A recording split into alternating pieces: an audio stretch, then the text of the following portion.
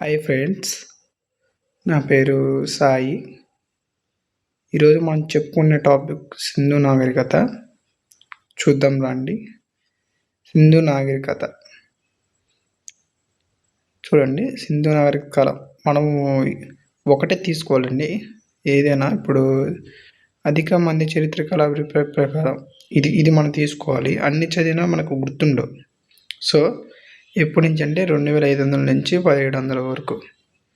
Okay, maximum ఇలాంటివి ఏమి అడగరు ఎగ్జామ్స్లో. మెయిన్గా మనం చూద్దాం. సింధు నాగరికత యుగం, దీనికి మరొక పేరు కంచు యుగం అని అంటారు.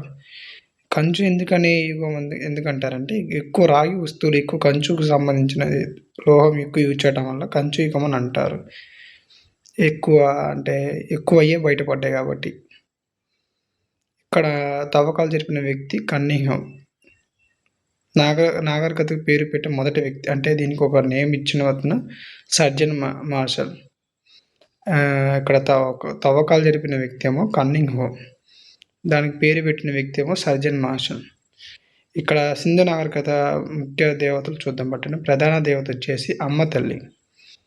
ఇక్కడ వీళ్ళు పూజించే చెట్టు వృక్షం రావి, అశ్వత్థ వృక్షం.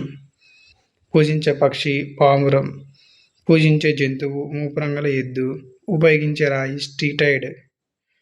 వీరు వినియోగించిన లోహం కంచు, రాగి, బంగారం. మనం ఇందాక చెప్పుకున్నాం కదండి. దీనికి ఎందుకు కంచు యుగం ఎందుకు వచ్చిందంటే ఎక్కువ లోహం యూజ్ చేయడం వల్ల ఎక్కువ వస్తువులు, అవి రాగి వస్తువులు ఎక్కువ బయటపడడం, దీనికి ఆ పేరు వచ్చింది.